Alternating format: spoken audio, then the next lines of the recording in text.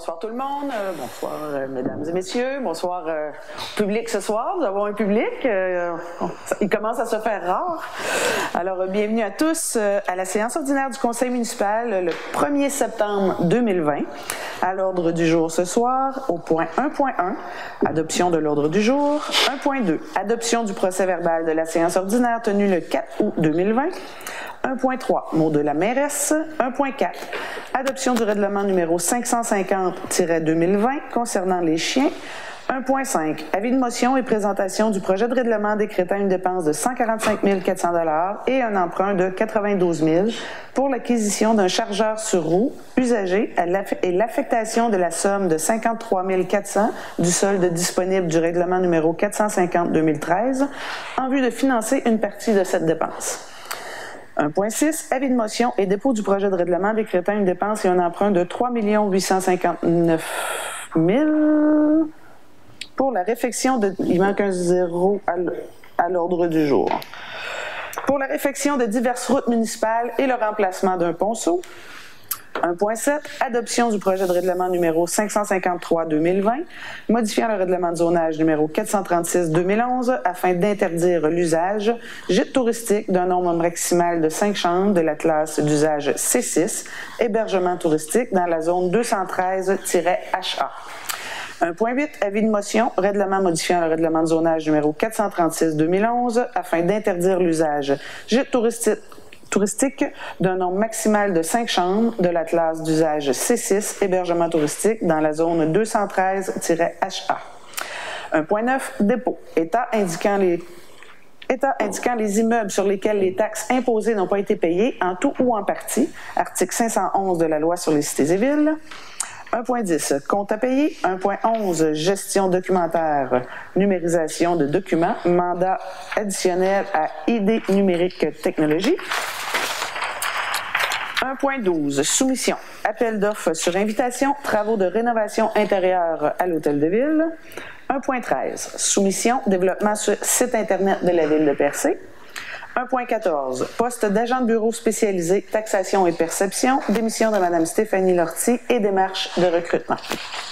1.15, mandat au carrefour du capital humain de l'Union des municipalités du Québec, analyse et recommandations, politique des ressources humaines de la Ville de Percé. 1.16, cotisation adhésion de maître Jean-Nicolas Latour, conseiller juridique et procureur au barreau du Québec. 1.17, vente de section d'ancienne route. 1.17.1, vente à M. Adrien Cabot de la section de l'ancienne route située sur le lot 6 379 518, Cadastre du Québec. 1.17.2, vente à M. Steve Cabot, Mme Michel Cabot et Mme Marie-André Cabot de la section de l'ancienne route située sur le lot 6 379 519, Cadastre du Québec. Au point 2, voirie municipale. 2.1, soumission, appel d'offres public, fourniture de 2 camions 10 roues avec équipement de déneigement. 2.2, appel d'offres public, fosse d'entretien au garage de Percé. 2.3, appel d'offres public, réfection de diverses routes municipales et le remplacement d'un ponceau. 2.4, affichage, poste d'ouvrier opérateur vacant et banque de candidats. Au point 3, hygiène du milieu. 3.1, contrat de 9001-8839 Québec Inc. Reconstruction du poste de pompage PP3 pour le décompte progressif numéro 4. Au point 4.1, règlement sur les plans d'implantation et d'intégration architecturale. 4.1.1, construction d'une résidence unifamiliale isolée sur le lot 4 900 099, Cadastre du Québec, située au 15 route Chicoine, secteur de Saint-Georges-de-Malbaie. 4.1.2, construction d'une résidence unifamiliale isolée sur le lot 5 616 910, Cadastre du Québec, situé au 1352, deuxième rang, secteur de Cap-d'Espoir.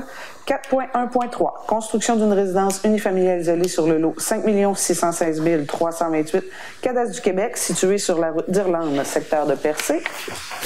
4.1.4, construction d'un garage privé sur le lot 4 899 137, Cadastre du Québec, situé au 1146, route 132S, secteur de Barachois. 4.2, préparation du mur de pieux le long de la plage à Coin-du-Banc. Réparation du mur de pieux le long de la plage à Coin-du-Banc. Mandat à Pesca Environnement pour la préparation et la présentation des demandes d'autorisation requises pour la réalisation des travaux. 4.3. Procédure d'attribution des mandats de conception par concours. Difficulté ce soir. Par concours pour les projets d'aménagement du parc municipal de la Rivière aux Émeraudes et du projet de l'espace culturel et de congrès. Mandat d'accompagnement professionnel à M. Philippe Drolet, architecte senior. 4.4. Demande de l'Association des groupes de ressources techniques du Québec.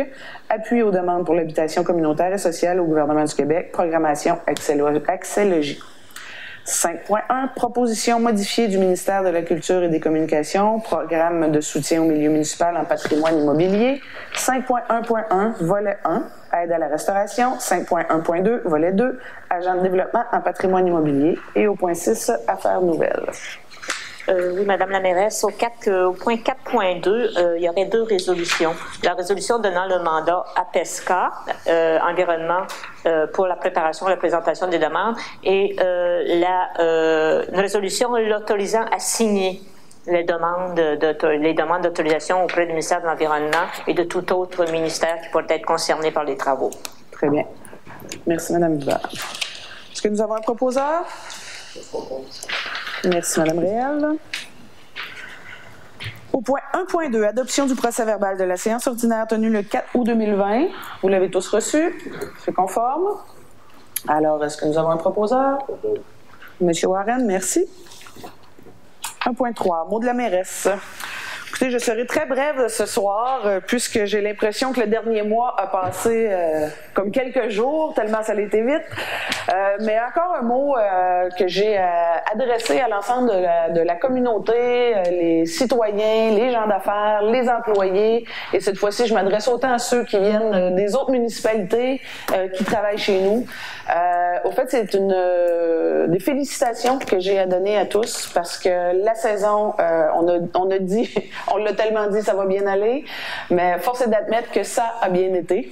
On est en septembre, la saison s'est très bien déroulée. Il n'y a toujours pas de cas actifs de COVID dans la région, dans la MRC, dans la municipalité et dans la région. Donc, je pense que ça vaut des félicitations pour l'effort qui a été mis par tout le monde. Ça veut dire, ce que j'en comprends, que nous avons bien fait les choses, donc nous avons bien respecté les mesures d'hygiène sanitaire. Alors, écoutez, on ne connaît pas l'avenir, mais jusqu'à maintenant, moi, je tiens à féliciter tout le monde qui avait travaillé, qui avait côtoyé, qui avait circulé sur le territoire, parce qu'en début de saison, on était à un endroit très ciblé et beaucoup plus à risque que beaucoup d'autres endroits. Donc, on a reçu beaucoup de gens, même que j'irai plus loin dans mes félicitations. Si nous avons des touristes à l'écoute ce soir, ben je vous adresse les félicitations aussi pour ceux qui ont très bien déambulé sur notre territoire. Alors, je pense que c'est ce que j'ai à dire ce soir là, pour l'ensemble des gens concernés. Alors, mon mot de la mairesse s'arrête là. Je pense qu'il y a assez de points à l'ordre du jour pour continuer de discuter. Alors, voilà. J'en suis au point 1.4, adoption du règlement numéro 550-2020 concernant les chiens. Donc, je lis la résolution. Considérant qu'un avis de motion du présent règlement a été donné à la séance ordinaire du 4 août, considérant qu'un projet de règlement portant le numéro 550-2020 a été déposé à cette même séance, considérant qu'une copie du règlement numéro 550-2020 concernant les chiens a été remise aux membres du Conseil, considérant que ce règlement ne comporte aucune modification par rapport au projet déposé lors de la séance du 4 août, considérant que des copies du dit règlement ont été mises à la disposition du public dès le début de la présente séance. Donc, en conséquence, il est proposé que les conseillers adoptent que le règlement numéro 550 concernant les chiens soit adopté en suivant les procédures régulières relatives à l'adoption de tel règlement. Je propose. Madame Bourget? Merci. 1.5. Avis de motion et présentation du projet de règlement décrétant une dépense de 145 400 $ et un emprunt de 92 000 pour l'acquisition d'un chargeur sur roue usagé et l'affectation de la somme de 53 400 $ du solde disponible du règlement numéro 450-2013 en vue de financer une partie de cette dépense. Donc, j'ai besoin, c'est un avis de motion, donc j'ai besoin que quelqu'un donne l'avis. Merci, M. Sainte-Croix. 1.6, avis de motion et dépôt du projet de règlement décrétant une dépense et un emprunt de 3 859 000 pour la réfection de diverses routes municipales et le remplacement d'un ponceau. Donc, encore une fois, c'est un avis de motion à l'effet qu'un règlement décrétant une dépense et un emprunt de 3 859 000 pour la réfection de diverses routes municipales. Et là, je vais me permettre de donner quand même quelques détails sur ce projet-là. C'est un programme qui existe depuis 2016 pour la réfection de routes qui ont été priorisées, je vous dirais. Donc, c'est à la demande du gouvernement. Il y a eu, en 2016, la MRC qui a procédé à une étude pour la priorisation de certains secteurs de route. Donc, il y a des différents critères pour l'admissibilité de certaines routes. Ce programme-là, qui est le programme PII... RIRL. En fait, c'est le PAVL, c'est le programme d'aide à la voirie locale. Le volet RIRL. Réfection des infrastructures et des routes locales. Voilà. Donc, dans les critères, c'est ce qui était priorisé. Ce n'est pas nécessairement une question de désuétude des routes, c'est surtout une question d'utilisation des routes. Donc, les routes lesquelles ont une industrie, les routes de pénétration qui vont vers la forêt, qui sont importantes pour la circulation vers les forêts. Donc, c'est vraiment, selon certains critères, il y a une priorisation. On avait appliqué ce règlement-là l'an passé. On a eu notre réponse dans les 2 dernières semaines. Comme on a appliqué cette année. Cette année, oui, au mois de mai, on a appliqué. Tout à fait. Donc, il y avait une première date où on devait déposer. À cause de la COVID, ils nous ont retourné les documents. Ils nous ont demandé de retourner les documents au mois de mai. Donc, on a réappliqué au mois de mai et on a reçu la confirmation qu'on était admissible. Avec la COVID, c'est un programme qui finance 90%, mais dans le cas de la COVID, il y a une bonification pour la relance économique de 5%. Donc, c'est un programme qui est financé à 95%. Donc, la mise de fonds, la participation de la Ville est à peine de 200 000 $ pour un projet de près de 4 millions $. Là, je vous fais des chiffrons. Et là, écoutez, je vais aller même encore plus loin parce que... je sais qu'il y a beaucoup d'attentes dans le milieu pour les programmes de réfection des routes. Vous le savez, on en a parlé souvent, le 2e de Cap d'Espoir, le chemin de l'Irlande, il y a beaucoup de secteurs de la ville de Percé qui sont très affectés par la désuétude des chemins. Ce programme-là, qui est le RIRL. Oui, mais le volet RIRL, c'est le volet PVA, programme de la... PAVL. PAVL. Il y en a des acronymes. Oui. PAVL, le volet dans lequel on vous parle, oui. On doit passer par ce volet-là, au fait, pour avoir accès au volet supplémentaire qui va éventuellement nous permettre de faire la réfection des autres routes. Donc, c'est une priorité de passer par ces secteurs-là pour en arriver à d'autres secteurs. Oui. Donc, j'entends déjà des gens qui vont dire ce secteur-là était pas autant magané que chez nous. Chez nous, c'est plus magané. Effectivement, ça se peut que ce soit plus brisé dans certains secteurs qui sont pas priorisés par ce volet-là, mais on n'a pas le choix de passer par le volet pour en arriver à d'autres. Donc voilà, écoutez, il y aura probablement des questions. Ça nous fera plaisir d'y répondre supplémentaires, mais je pense qu'en soi, c'est quand même une excellente nouvelle. Financé à 95%, il y aura tout au moins ces portions de route-là qui seront refaites et doivent être refaites avant le 31 décembre. 31 décembre 2020. Donc, on est déjà très avancé dans le processus pour que ce soit réalisé là, avant la fin de l'année. Voilà. Est-ce que vous avez autre chose à ajouter sur mon explication, M. Kakou? Je l'ai énuméré, j'ai vu. J'ai même pas la liste des rues.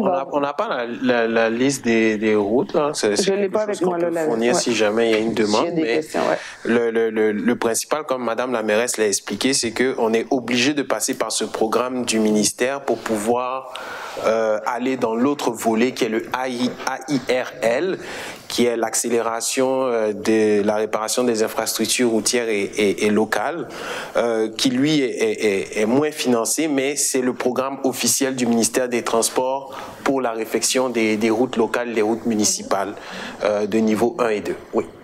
Est-ce que les gens veulent savoir demain tout ça? Est-ce que ça va être publié, les rues? Bon, on peut envoyer l'information aux gens qui demandent les rues qui vont être refaites. Il n'y a pas de problème. C'est pas caché, c'est que je les ai pas avec moi. Là. Donc, s'il y a quelqu'un qui veut avoir l'information, absolument, c'est bon. Merci, M. Sainte-Croix. 1.7. Adoption du projet de règlement numéro 553-2020, modifiant le règlement de zonage numéro 436-2011 afin d'interdire l'usage gîte touristique d'un nombre maximal de 5 chambres de la classe d'usage C6, hébergement touristique dans la zone 213 HA. Donc, je lis la résolution. Considérant que la Ville de Percé a adopté le 3 juillet 2012 le règlement de zonage numéro 436-2011, considérant que la Ville de Percé peut modifier son règlement de zonage en vertu de la loi sur l'aménagement et l'urbanisme, considérant que la Ville souhaite modifier son règlement de zonage afin d'interdire tout nouveau gîte touristique sur la rue du Cap-Barré à Percé. En conséquence, il est proposé que les conseillers municipaux adoptent le projet de règlement numéro 547-2020, modifiant le règlement de zonage numéro 436-2011 afin d'interdire l'usage gîte touristique d'un nombre maximal de 5 chambres de la classe d'usage C6, hébergement touristique dans la zone 213 HA. Que ce projet de règlement soit présenté à la population lors d'une assemblée publique de consultation qui aura lieu le 29 septembre 2020 à 19h dans la salle de l'Hôtel de Ville. Cette assemblée devant être accompagnée d'une consultation écrite conformément à l'arrêté ministériel numéro 2020-049 du 4 juillet 2020 dans le contexte de la pandémie de la COVID-19. Merci, Mme Réal. Donc, il y aura consultation publique, je le redis, le 29 septembre à 19h ici à la salle du Conseil. Il va y avoir, si vous permettez, il va y avoir un avis public dans le journal, parce que la loi, puis en même temps, comme on le disait, dans ce cas-ci, l'avis public ne suffit pas. Il faut aussi faire la consultation sur Internet. Donc, l'avis va être aussi sur Internet et les gens vont pouvoir envoyer leurs commentaires. Toujours pour une période de 15 jours. Hein, la consultation. C'est pas 15 jours, c'est ça. C'est le temps que dure l'avis public. Ah, OK. Oui, juste le temps que dure et aussi le temps que dure la séance. Donc, les gens ont jusqu'à la fin de la séance de l'Assemblée de consultation le soir même pour transmettre des demandes. Des demandes par écrit, par courriel. Oui. Très bien. Merci, Mme Hubert. 1.8. Avis de motion.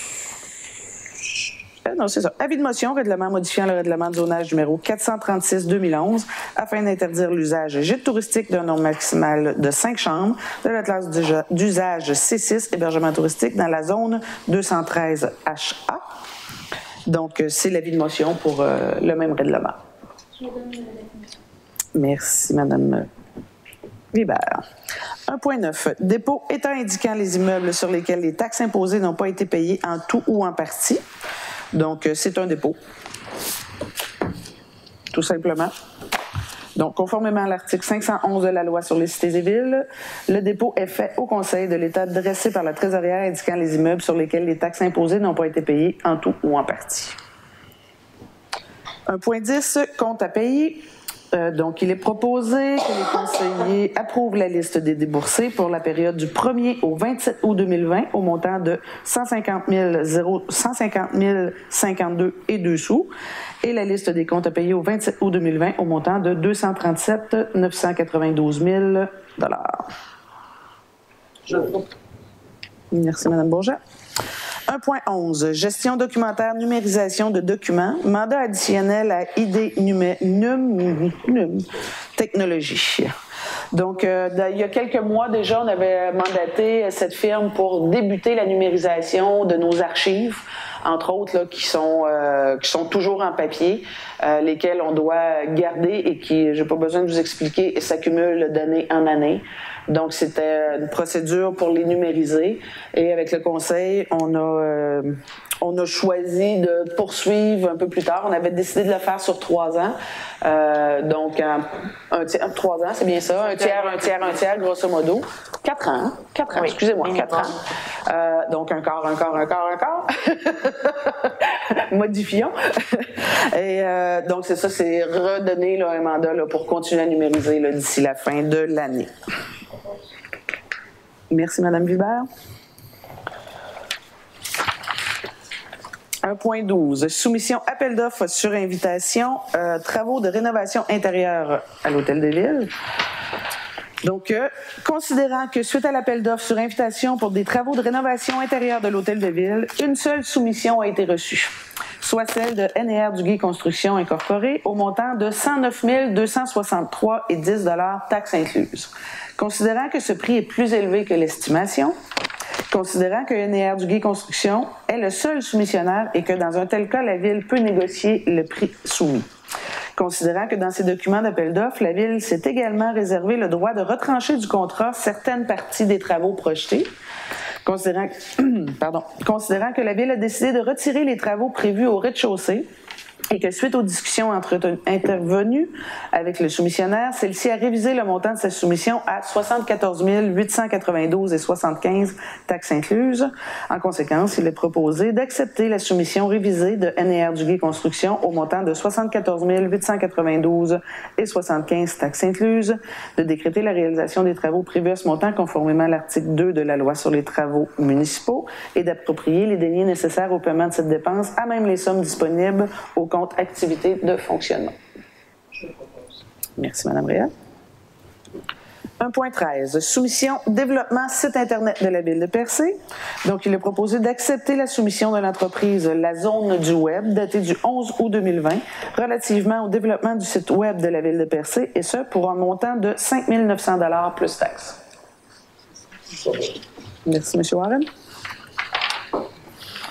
Madame la mairesse, au point précédent, c'est les deniers appropriés, c'est pas au compte activités de fonctionnement, il y a une petite erreur, c'est aux activités d'investissement. Aux activités d'investissement, hein? Parfait.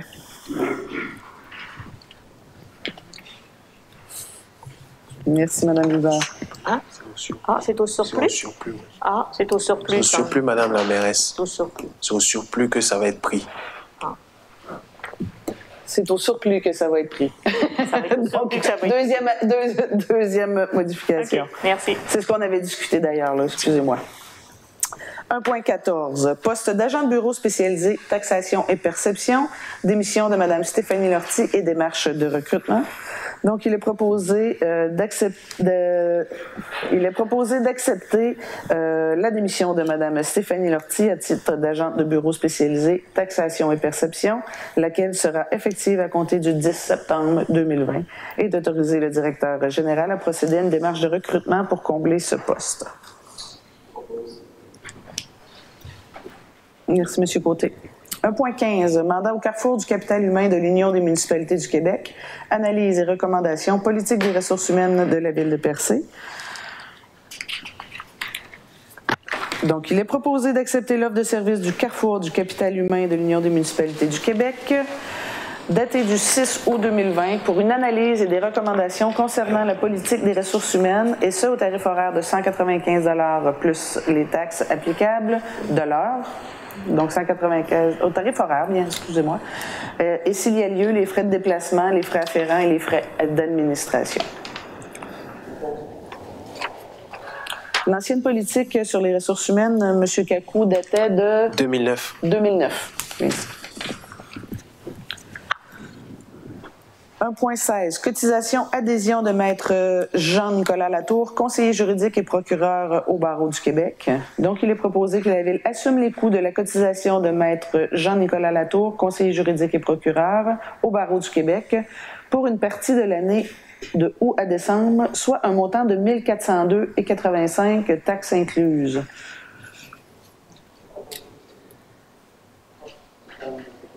Madame Alice. Madame Cahill, merci. 1.17, vente de section d'ancienne route. 1.17.1, vente à M. Adrien Cabot de la section de l'ancienne route située sur le lot 6 379 518 Cadastre du Québec. Donc, il est proposé que la Ville de Percé vende à M. Adrien Cabot la section de l'ancienne route 6 d'une superficie de 430 mètres carrés, sise sur le lot 6 379 518, que cette vente soit faite pour la somme de 1 158 $ plus taxes applicables, soit au prix de 25 sous du pied carré, tel qu'établi à l'intérieur de la résolution 141-2007, adoptée le 17 avril 2007. Que la mairesse et la greffière soient autorisées à signer pour et au nom de la Ville de Percé tout document permettant de donner suite à la présente résolution. Merci, M. Warren. 1.17.2, vente à M. Steve Cabot, Mme Michèle Cabot et Mme Marie-André Cabot de la section de l'ancienne route 6 située sur le lot 6 379 519 Cadastre du Québec. Donc, il est proposé que la Ville de Percé vende à M. Steve Cabot, Mme Michèle Cabot et Mme Marie-André Cabot la section de l'ancienne route 6 d'une superficie de 405,3 m², sise sur le lot 6 379 519. Que cette vente soit faite pour la somme de 1 091 $ plus taxes applicables, soit au prix de 25 sous du pied carré, tel qu'établi à l'intérieur de la résolution 141-2007, adoptée le 17 avril 2007, et que la mairesse et la greffière soient autorisées à signer pour et au nom de la Ville tout document permettant de donner suite à la présente résolution. Merci, M. Sainte-Croix. 2.1. Soumission appel d'offres public, fourniture de 2 camions 10 roues avec équipement de déneigement. Je vais vous laisser Mme Hubert ou M. Kakou y aller avec... Oui, bon, il y a 2 soumissions qui ont été reçues. Le Centre routier 1994 incorporé, montant de 604 377,58 taxes incluses, et le Centre du camion JL incorporé au montant de 676 053 taxes incluses. Une analyse de soumission a été faite. Cette analyse a permis de constater que le plus bas soumissionnaire ne rencontrait pas des conditions de l'appel d'offres.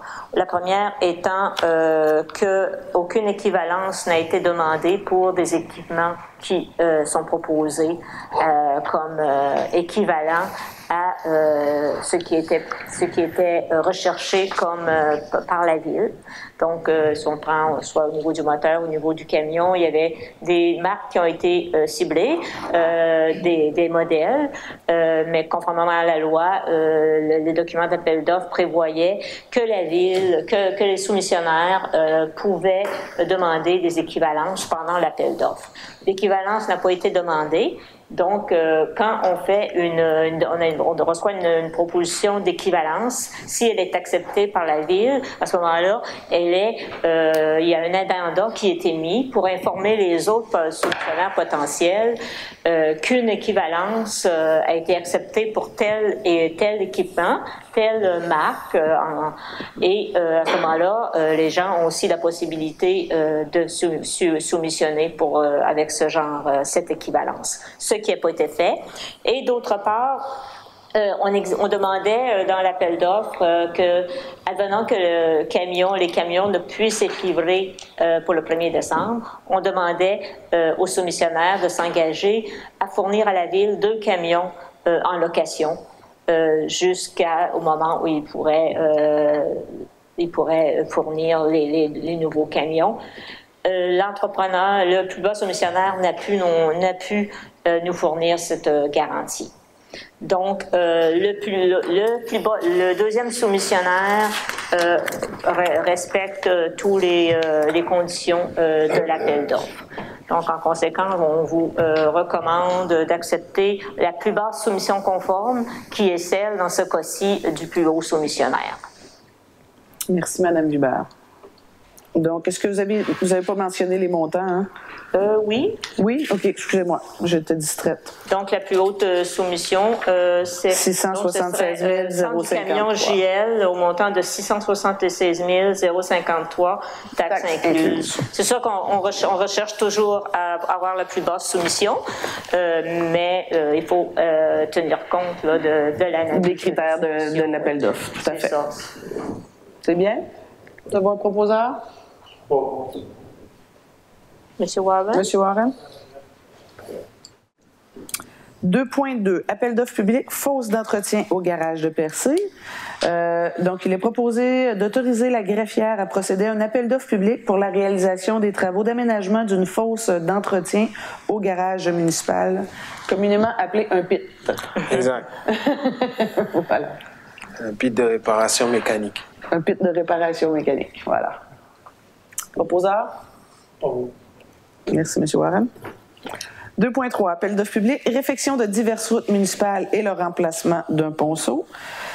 Donc, il est proposé d'entériner la publication d'un appel d'offres public le 19 août 2020 pour la réalisation de travaux de réfection de diverses routes municipales, lesquelles je vous mentionnais tout à l'heure, et de remplacement d'un ponceau s'inscrivant dans le cadre du programme d'aide à la voirie locale, volet redressement des infrastructures routières locales. Merci, M. Sainte-Croix. 2.4, affichage, poste d'ouvrier opérateur hiver, vacant et banque de candidats. Donc, vous constaterez qu'on est un peu tôt cette année, mais au moins, c'est préférable d'être plus tôt que plus tard. Alors, voilà. Il est proposé que le Conseil autorise le directeur général à procéder à l'affichage d'offres d'emploi pour combler des postes vacants d'ouvriers opérateurs hiver et pour créer une banque de candidats. Ils vont être, juste une petite question, ils vont être affichés où? Un peu partout, au journal, sur le Facebook, le site Internet de la ville. On va faire le maximum d'affichage possible. À l'interne et à l'externe. À l'interne et à Oui. l'externe, oui. On peut le préciser, interne et externe. On le précise, hein? Merci. Merci, M. Warren. 3.1, contrat de 90-01-88-39 Québec Inc., reconstruction du poste de pompage PP3, donc c'est pour le décompte progressif numéro 4. Il est proposé d'accepter le décompte progressif numéro 4 au montant de 126 882,24 plus taxes, présenté par 90-01-88-39 Québec Inc. en date du 26 août 2020, dans le cadre du contrat de reconstruction du poste de pompage PP3, tel que recommandé par Tetra Tech, et d'autoriser le paiement d'un montant de 146 055,88 plus taxes, incluant le remboursement de 50% de la retenue sur les décomptes précédents. Merci, Mme Réal. Au point 4.1, règlement sur les plans d'implantation et d'intégration architecturale. Donc, 4.1.1, construction d'une résidence unifamiliale isolée sur le lot 4 900 099, Cadastre du Québec, situé au 15 route Chicoine, secteur de Saint-Georges-de-Malbaie. Donc, considérant la demande présentée pour l'approbation des plans relatifs à la construction d'une résidence unifamiliale isolée sur le lot 4 900 099, situé au 15 route Chicoine dans le secteur de Saint-Georges-de-Malbaie, considérant la recommandation du comité consultatif d'urbanisme daté du 27 août 2020 d'accepter les plans déposés. Donc, en considération, il est proposé que le Conseil approuve les plans déposés pour la construction d'une résidence unifamiliale isolée située au 15 route Chicoine dans le secteur de Saint-Georges-de-Malbaie. Merci, M. Côté. 4.1.2, construction d'une résidence unifamiliale isolée sur le lot 5 616 910, Cadastre du Québec, situé au 1352, deuxième rang, secteur de Cap-d'Espoir. Donc, considérant la demande présentée pour l'approbation des plans relatifs à la construction d'une résidence unifamiliale isolée sur le lot 5 616 910, Cadastre du Québec, situé au 1352, deuxième rang dans le secteur de Cap-d'Espoir, considérant la recommandation du comité consultatif d'urbanisme daté du 27 août 2020 d'accepter les plans déposés. Donc, pour ces considérations, il est proposé que le Conseil approuve les plans déposés pour la construction d'une résidence située au 1352, deuxième rang dans le secteur de Cap-d'Espoir. Merci, Mme Bourget. 4.1.3, construction d'une résidence unifamiliale isolée sur le lot 5 616 328, Cadastre du Québec, situé sur la route d'Irlande, secteur de Percé. Donc, considérant la demande présentée pour l'approbation des plans relatifs à la construction d'une résidence unifamiliale isolée sur le lot 5 616 328, Cadastre du Québec, situé sur la route d'Irlande dans le secteur de Percé, considérant la recommandation du comité consultatif d'urbanisme daté du 27 août 2020 d'accepter les plans déposés. Donc, en considération, il est proposé d'accepter les plans déposés pour la construction de la résidence unifamiliale isolée située sur la route d'Irlande dans le secteur de Percé. Madame Cahill. Madame Cahill, merci. 4.1.4, construction d'un garage privé sur le lot 4 899 137, Cadastre du Québec, situé au 1146, route 132S, secteur de Barachois.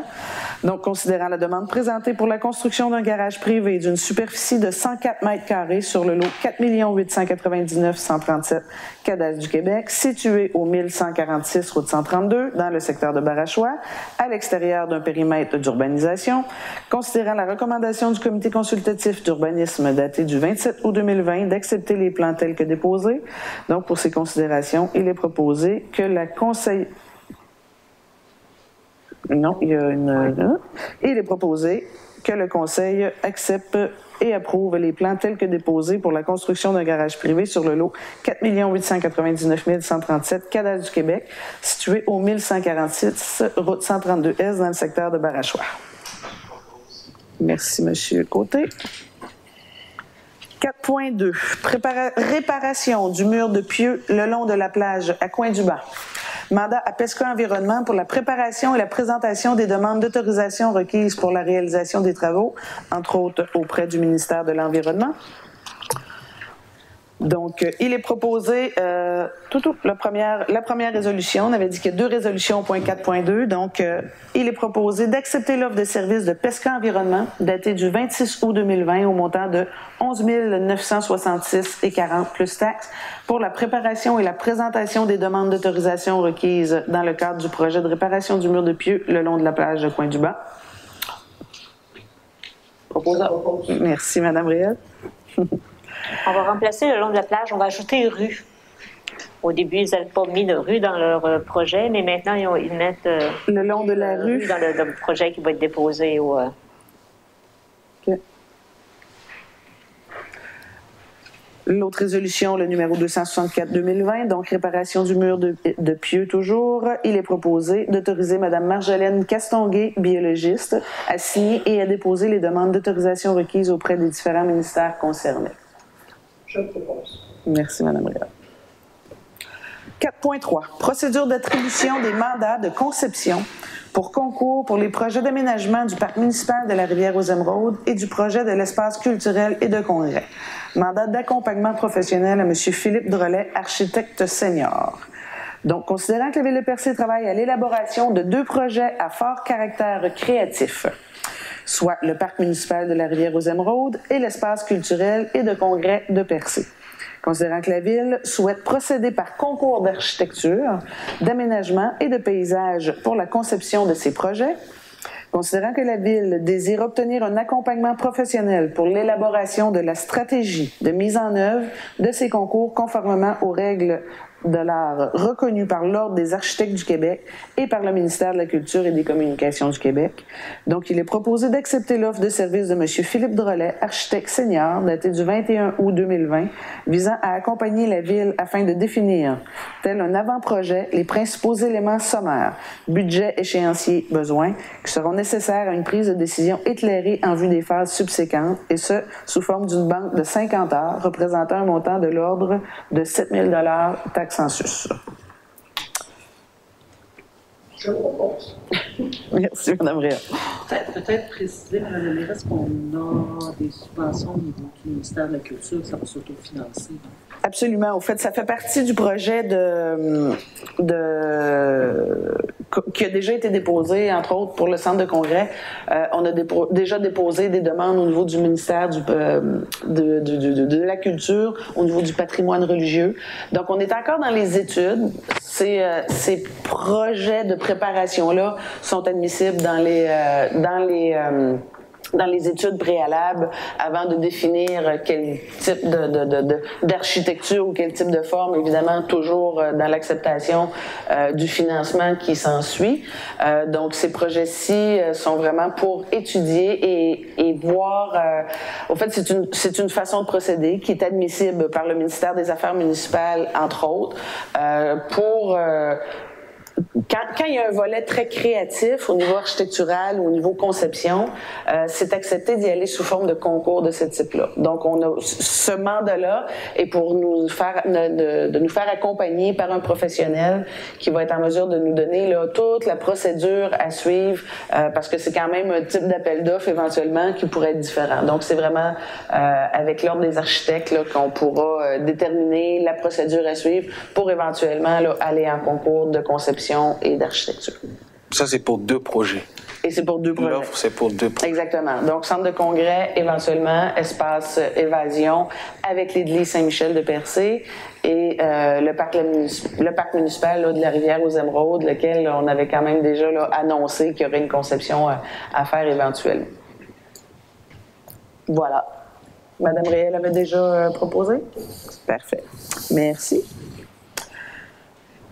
4.4 alors, demande de l'Association des groupes de ressources techniques du Québec, appui aux demandes pour l'habitation communautaire et sociale au gouvernement du Québec, programme Accès Logis. Donc, c'est une résolution d'appui et je vous la lis. Donc, attendu que le confinement à la maison et les temps inédits que traversent toujours les Québécois et le monde rappellent plus que jamais que d'avoir un logement décent est trop souvent pris pour acquis. Attendu que 305 590 ménages au Québec ont des besoins de logement adéquats et abordables. Attendu que ces besoins ne sont pas comblés par l'offre actuelle de logement. Attendu que la relance de l'économie québécoise passe définitivement par la construction de logements sociaux et communautaires. Attendu que les investissements en habitation communautaire permettent d'atteindre un double objectif, soit de venir en aide aux ménages les plus vulnérables, tout en générant des retombées économiques importantes. Attendu que chaque dollar investi dans la réalisation de projets d'habitation communautaire génère 2,30 $ en activité économique dans le secteur de la construction. Attendu qu'il est nécessaire de loger convenablement les Québécoises et les Québécois, il est proposé que les conseillers demandent au gouvernement du Québec de financer 10 000 nouveaux logements sociaux et communautaires et d'inclure le logement social et communautaire au cœur de son plan de relance économique. De transmettre une copie de cette résolution à la ministre des Affaires municipales et de l'Habitation, Mme André Laforêt, ainsi qu'au président du Conseil du Trésor, M. Christian Dubé, et au ministre des Finances, M. Éric Girard. Merci, M. Sainte-Croix. Au point 5.1, proposition modifiée du ministère de la Culture et des Communications, programme de soutien au milieu municipal en patrimoine immobilier. Donc 5.1.1, le volet 1, aide à la restauration.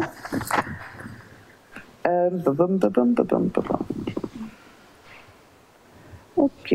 Au fait, on avait déjà passé... OK, je vais lire la résolution. Considérant que par résolution adoptée le 4 février 2020, donc avant COVID, cette proposition-là, elle a été également bonifiée avec la venue du COVID.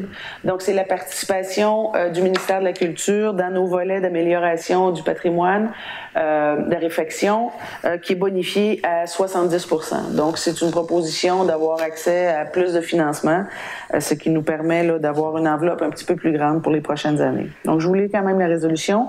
Considérant que par résolution adoptée le 4 février 2020 et le 3 mars 2020, le Conseil municipal autorisait la signature d'une entente d'1 an avec le ministère de la Culture et des Communications dans le cadre des sous-volets 1A et 1B du nouveau programme de soutien au milieu municipal en patrimoine immobilier, selon les termes suivants. Donc, le volet 1A, qui est le volet pour les résidences privées.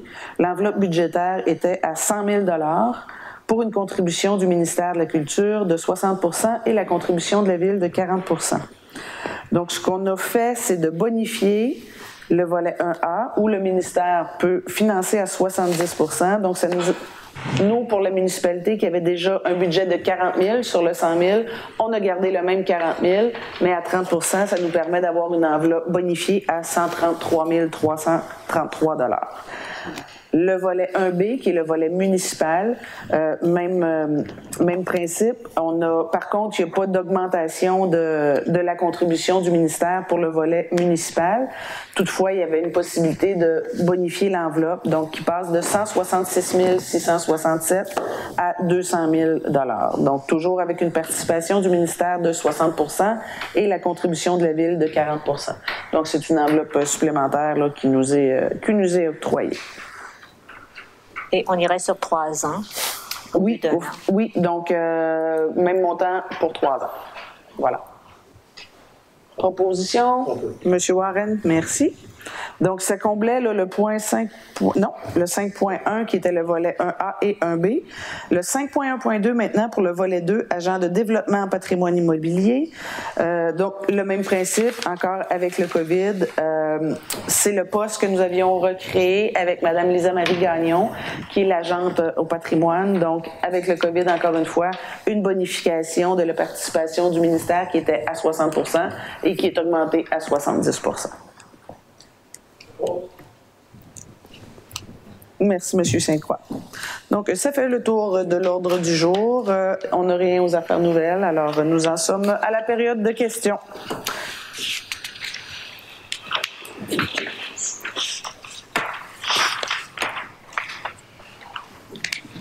Bonsoir, Mme la mairesse, mesdames et messieurs. Louis Beaulieu du Cabinet passé. Est-ce qu'on m'entend comme il faut avec le masque? Oui. Bonsoir, M. J'avais une question à vous poser, mais auparavant, je vais informer le conseil du municipal du contexte.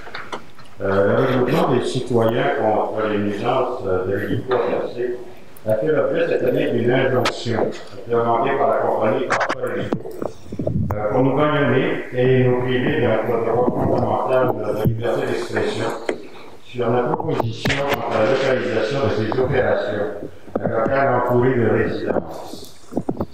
Dans sa déclaration sous serment, et j'insiste sous serment, le président de Transport Hélico, M. Yves Leroux, nous déclarait que la compagnie avait fait ses opérations le 23 août. Ça a été déposé devant le tribunal par la demande d'injonction sous serment. Or, aujourd'hui, le 1er septembre, les cours continuent. Il est techniquement en histoire du tribunal. Dans la danse des gens de l'aéronautique, il n'y a pas de limite. Nous avons pu engager un avocat, évidemment, pour défendre notre droit constitutionnel de liberté d'expression. Et je voulais savoir si la Ville dispose d'un programme ou d'un fonds pour aider ces citoyens lésés pour couvrir nos frais, même partiellement, nos frais d'avocat actuels que nous avons déboursés. Nous n'avons pas de fonds pour couvrir les frais d'avocat de citoyens. Puis vous m'apprenez cette injonction-là, M. Beaulieu, étant donné que ce sont des entreprises privées qui opèrent de façon privée. On n'était même pas au courant, moi, de cette situation. Est-ce que quelle demande pourrait être recevable? Recevable par la municipalité? Je ne crois pas. Est-ce que vous nous invitez quand même à la déposer?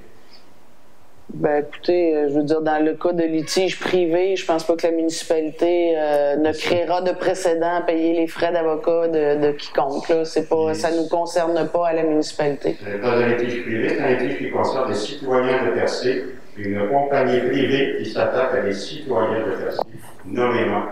Alors, je pense qu'il faudrait considérer une lance, éventuellement. Ah, ben, vous pouvez toujours déposer une demande, monsieur Beaulieu, mais ce n'est pas d'un regard à la municipalité de Percé. Ma deuxième question touche le fait qu'il y a un deuxième opérateur d'hélicoptère qui s'annonce. Vous êtes peut-être au courant. J'en ai entendu parler. Et dans un site, évidemment, cette fois-ci, pas mal plus adéquat, dans le milieu des montagnes, donc éloigné des résidences, comme nous souhaiterions pour Transport Hélico, et que nous souhaiterions que la municipalité puisse effectivement faire savoir à Transport Hélico qu'elle favorise ce genre de solution. Nous avons compris que cet opérateur faisait des négociations avec Transport Canada pour faire de son site d'opération un héliport de Percé. Est-ce que la Ville est au courant? Non. Visant donc à faire en sorte que tous les hélicoptères qui opèrent et atterrissent sous des écoles de Percé passent ou utilisent cet héliport qui est dans un local isolé, loin des habitations. Est-ce que la Ville est en discussion à ce niveau-là? Absolument pas. Ce n'est pas de compétence municipale. Je ne le répéterai pas assez.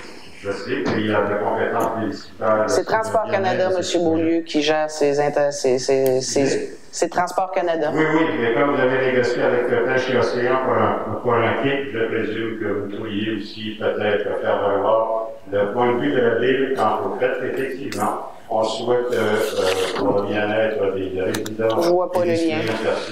Qu'effectivement, une solution comme celle-là soit plus acceptable que celle de... Ce n'est pas de compétence municipale, M. Beaulieu.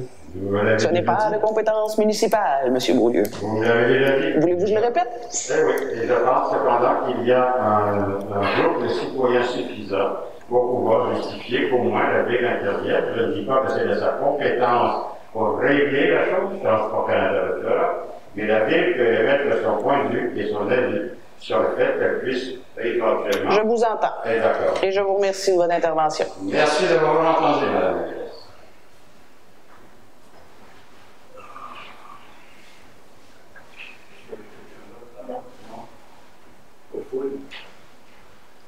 Bonsoir. Monsieur Fréchette, bonsoir. Pardon? Monsieur Fréchette, bonsoir. Bonsoir, Mme Mairesse. Petite question sur 1.15 sur mandat de corps de capital humain. Oui. Vous avez donné plutôt horaire. Est-ce qu'il y a un contrat? Est-ce qu'il y a une durée? Au fait, c'est vraiment à l'heure. Ben, c'est une politique qui est juste à réviser. Donc, elle est déjà, qui est à réviser. Écoutez, c'est question de quelques heures, là. C'est pas, puis je lisais par les déplacements parce qu'évidemment, fait toujours partie de l'offre de service, là, qui est toujours la même, que ce soit un service juridique, un service avec l'UMQ. Mais il n'y aura pas de déplacement, il n'y aura pas de, ben, il n'y a pas de, ben, il n'y a pas de plafond défini. Non, il n'y a pas de plafond dans cette offre de service-là. C'est toujours la façon de l'UMQ de déposer leur offre de service avec un tarif horaire. Il n'y a pas de maximum, mais je veux dire, je peux vous dire que c'est une question de quelques heures là, avec conférence téléphonique. Là. Il n'y a pas de déplacement et de superflu. Là. Merci. C'est bon. 4.2. Oui, attendez. On s'investit dans le mur. Dans les oui. Assez spécial, mais ça vraiment unique dans notre Louis-Barachot. C'est vraiment unique. Où est-ce qu'on en est rendu là-dedans? Parce que là, je saute dans le train qui passe plus. Mais au fait, c'est vraiment, c'est justement la portion où il n'y a pas de rail. Parce qu'on on était en attente de voir avec Transport Québec aussi, parce qu'on ne sait toujours pas exactement là, comment ça va se dérouler de l'autre partie. C'est vraiment la portion où il y a la route, là, où on voit vraiment que les pieux sont pratiquement inexistants. Plutôt dire, ma question était mal posée. Puisqu'on mandate PESCA de pouvoir déposer l'ensemble des documents auprès des différents ministères concernés, ça veut donc dire qu'on a un projet bien ficelé pour en arriver à demander des autorisations? Bien, l'offre de service, c'est vraiment pour la conception. Donc, la proposition de la solution, si je peux me permettre de le dire ainsi, et éventuellement de faire les demandes auprès du ministère, là, entre autres de l'Environnement. Moi, j'avais compris dans vos explications que c'était pour le dépôt des différentes demandes d'autorisation au ministère. Non, c'est vraiment aussi pour c'est la conception également. C'est la conception. Non, c'est ça. Ça fait partie de cette offre de service. Les demandes d'autorisation pour et la conception. Oui. Ils font les plans et devis. Les plans et devis et le dépôt des demandes d'autorisation. Parce que je trouvais que pour envoyer des enveloppes. Je suis capable de faire pour moins cher. Je vous l'accorde. 4.3. Oui. Pour M. Philippe Drolet, architecte senior, oui. Étant donné que les deux projets ne concernent pas nécessairement le même bassin de connaissances, un architecte. Au fait, c'est une procédure. C'est vraiment nous enligner sur la procédure à suivre pour être conforme dans ces appels de concours-là. OK. Ce que je voulais savoir plutôt, c'est si cet expert-là a besoin d'autres expertises connexes, parce qu'il y en a un qui est en pleine nature, l'autre qui est en pleine urbanité. Est-ce qu'il peut faire appel? Est-ce que vous avez réfléchi au fait que lui puisse dire, écoutez, j'aurais besoin plus de telle expertise pour rendre conforme l'ensemble de ma démarche, parce qu'on a toujours besoin de... non, pas nécessairement. Au fait, c'est une espèce de recette déjà préétablie, laquelle va devoir s'adapter selon les désirs, que ce soit de l'infrastructure plus en nature ou versus, mais c'est une procédure qui va nous accompagner pour arriver à faire ces demandes de concours-là. Donc, au niveau de la procédure, non du contenu. Exact. C'est non pas. Exact. Le contenu va venir du concours. Oui, mais pour en avoir travaillé des offres de services et des documents d'appel d'offres, je sais très bien qu'on peut mettre n'importe quoi là-dedans, puis enligner nos soumissionnaires sur des choses pour lesquelles ils ne sont pas nécessairement en ligne avec ce qu'on veut avoir. C'est justement à ça qui va nous servir. Ouais. Arriver à diriger de la façon qu'on veut avoir. C'est toujours plus coûteux que le général. Fait que je me dis, dans un appel d'offres comme ça, étant donné que ça peut être très, très spécifique, le périmètre étant bien conservé, ou bien délimité. Les soumissionnaires doivent avoir un bon document d'appel d'offres très, très précis. Ma réflexion était là. Et ça provient, au fait, ça provient de l'ordre des architectes, comme je vous dis, qui ont déjà une espèce de gabarit, exactement. Donc, c'est pour nous accompagner là, avec ces... Ça ne suit pas les normes d'un appel d'offres, hein, le concours, non? C'est une forme particulière d'appel d'offres. C'est une forme particulière d'appel d'offres, effectivement. Excusez-moi, Mme la dans ce type de concours aux architectes, on en a vu internationaux. Les documents d'appel d'offres sont très spécifiques. Tout à fait. Puis au moment de l'appel d'offres, à ce moment-là, il y aura des compétences précises parce qu'effectivement, le concours qui va être dédié au centre de congrès versus Rivière-aux-Émeraudes, là, on va tomber dans des expertises différentes et les gens qui vont soumissionner vont devoir avoir des présentations justement de différents secteurs d'activité, de différentes expertises, de différentes compétences pour arriver à combler les besoins précis de un versus de l'autre. Je trouve sage, d'une certaine façon, de pouvoir rétrovertir l'expertise spécifique aux soumissionnaires. C'est très bien, c'est eux qui vont payer la facture. On dépose une proposition très, très conforme aux termes généraux que l'appel d'offres. Non, ça se joue comme ça aussi. Merci. Merci, M. Fréchette. Est-ce que nous avons d'autres questions? Alors, merci de votre présence à tous et à toutes. Merci de la levée de l'Assemblée proposée par Mme Réal. Donc, merci à vous. Merci aux gens à la maison qui nous écoutent. À tous les mois, d'ailleurs. Merci encore une fois.